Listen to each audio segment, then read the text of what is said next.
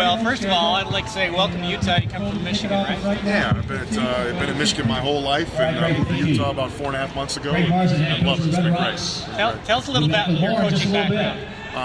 I've coached for 13 years at the college level. The first 3 years I was at the Division III level, 2 different schools in the state of Michigan. Then I coached for 5 years at Central Michigan University, which actually played here in the NCAA tournament when Chris Kaman, the starting center for the Clippers, was there. That was one of my favorite guys of all time. Then I went and I coached at Oakland University, which is in the Mid-Continent Conference with Southern Utah.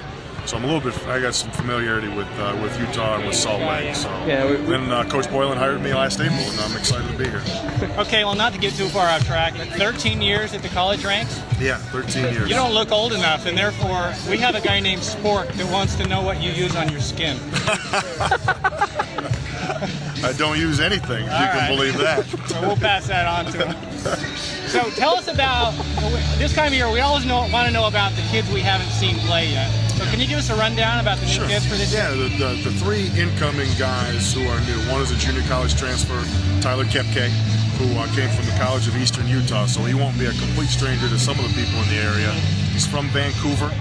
His hero growing up was Steve Nash, and he's got a lot of similarities to Steve Nash. He doesn't have all of the flash and flair maybe, but he's got that tenacious, tough point guard mentality, but he's also a guy who can score. He led junior college basketball in scoring last year at 27 points a game, and we anticipate him coming in and probably taking over the helm at the point guard spot for us. One of the things we found in Australia was our point guard play wasn't what it needs to be, and so there'll be some competition at that spot between Tyler Kepke and Curtis Eatman and Chris Grant. Those 3 guys are going to have to fight for that spot. So Tyler brings toughness, brings intelligence, and some level of tenacity that we need at both ends of the floor. So we expect big things from him. And then, okay, well, let's stay on Kepke for a minute, then we'll move on to the other players.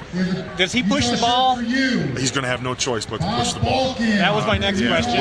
Man, I don't know. You guys know about the uniform. It's going to say Runnin' Utes on those home uniforms, and it's going to be that way for a reason. We're at 5,200 feet. We're going to run, and we're going to try and run the lungs out of teams that come up here. And we think we've got enough depth, and we've got enough people that can do some things for us, and we want to play fast. Now that doesn't mean that we're going to just, pivot pass and tear ass. I mean, we're going to run for good shots, for an early post touch with Neville or Tilly inside. If we don't have that, we're going to come on. We're going to run something and get a good look at the basket. Well, we combine that with defense. You're going to make a lot of people happy. Well, we hope so. That's one thing that obviously needed to change was the defensive effort, the defensive mentality. And we're trying to establish that culture, and I think we came a long way in Australia with that. So we'll look for big things. All right, moving on. Other players? The other 2 guys, 2 freshmen, Carlin Brown, who's from Riverside, California.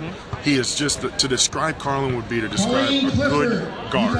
He can pass, he can handle, he can shoot. I think he's going to be able to defend in our system. Like any other freshman or new guy, and even with the guys returning, defense needs to get better. Just the guys haven't been coached to defend that way. A lot of times they've played in systems where they were the greatest player on their high school team. They couldn't afford to get in foul trouble, so they haven't been forced to defend. But he is a gym rat. No one has spent more time in our gym in the Huntsman Center this summer than Carlin Brown. He has been great. I mean, he is a gym rat. He's bought into what we're trying to do. It killed him to not be able to sit there and practice. They have to watch practice. When we got ready to go to Australia. And then the other freshman is Morgan Grimm, who is a long post player who could step out and shoot the basketball. Haven't seen him do a lot. He worked out a couple times this week, the first week. But he's going to be a guy that as time goes on is going to be a good player in our system because he can do so many things. Is he strictly a 4, or are you going to move him around? No, I think he can play the 5 for us. Okay. I think, and he'll be a guy that, we would use the term of spacing 5, where we can screen with him, step him out on the perimeter. From what Chris Jones and Marty and Coach have said, he's got good ball skills. He can really pass, and he's very, very smart. And one of the things that should be noted about those 2 guys is both of them had a 4.0 in summer school this year. They had 2 classes, and they got 2 A's in both of them. Which 2 guys? Morgan and Carlin Brown? Yeah, the 2 freshmen. Tyler wasn't here for summer school.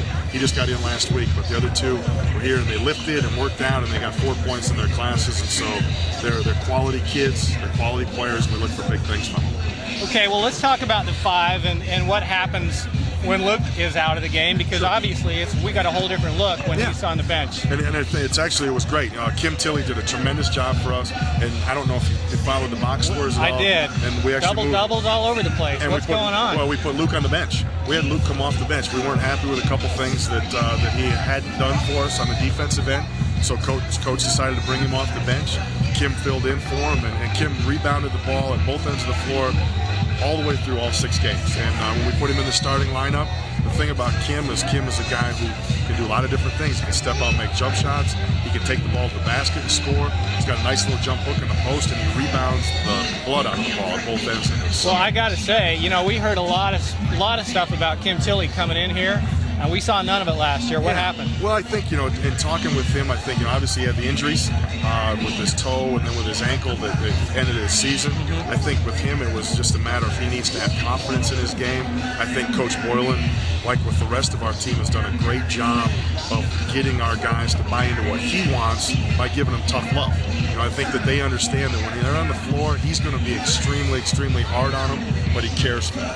And that's one of the things I think that people are going to find about Coach Boylan is he's a very passionate person, but he's a very good person. He cares about our players, and he cares enough about them to tell them when they're not doing things the right way. And I think our guys realize when he's getting on them, it's just basketball. It's about what we're doing on the floor, not about who they are as a person. He spends time with them away from the court. Once he gets his house done, our players will be at his house, they'll be at our houses, and we're going to spend time and build relationships with them so they understand when they're getting their tails ripped on the court, it's just about basketball, not about who they are as a person. So I think that's helped Kim. I think it's really helped Stephen Way. Stephen had a great trip in Australia. Looks like it. But again, it's the confidence that Coach Boylan has instilled in those guys and the pressure he put on them. I don't know if you saw us practice at all, but a lot of us did. Yeah, the free throw thing where guys, you got to step up and make 3 in a row. If you don't, guys are going to run. And there were some guys that had some tough days. Yeah. And there's going to be guys who have tough days when we start practice. But Coach believes in them. He cares for them, and we're going to get this thing done. Now let's go back and talk, just not to belabor the point, but maybe I missed it. When Luke's out of the game, we didn't really are we going to go small ball? Are we going to change our offense, our defense? How are we going to adapt to that? We won't change how we play defensively because regardless of whether Luke's in the game or not, we're going to defend. I think that was one of the things that has really been a detriment here in the past was they changed all the time. And we have a defensive philosophy now. Luke might play some situations differently than other guys just because Kim's so athletic and so long and he's very aggressive. So we may play some ball screens a little bit different. We may be able to have some different switching situations, but our philosophy will remain the same. And that is we're going to play with toughness. When guys come through the lane, they're going to get hit, and we're going to keep the ball on one side of the floor. We're going to try and force it down and put people in areas of the floor that they're not comfortable. And when the ball moves, we're going to shrink the defense. Whether Luke's in the game or whether Kim's in the game doesn't make any difference. Offensively, the only thing that will change will be the sets that we run. We will still play fast. We're still going to want to run, and maybe run better when Kim's in the game at the 5. And then we will just run some different things. We have 40 set plays in right now. 40. And by the end of it, that's a third of our package. We'll have over 120 sets in our offense. Who we play and how they defend and what lineup we have, and we'll dictate. That's more than we had last year, huh? They had 6 last year. 6. Okay. I can't believe in Australia, we finished 3-3. Come win the first game and kind of got our asses handed to us a few times.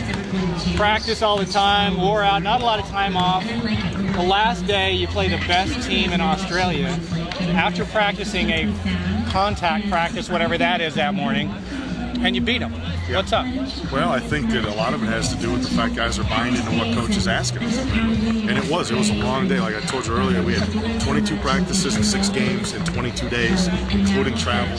And, and we did have a contact practice. I mean, it was a full-fledged hour and 15 minutes. Guys were taped, guys were hitting each other, guys were hitting coaches because we were out there jumping in. We only had 8 guys. We played 6 games in 9 days, essentially, with 8 guys. And it was a grind, but I think to our guys' credit, they're buying into what coach is asking of them. And I think they really understand what we want, what he wants, and what he expects. And if we continue to do that, don't think, Rome wasn't built in a day now. We got a long, long way to go. But to our guys' credit, they really understand what's going on and what we expect. And so, okay, one more question. Yeah. What is a contact practice?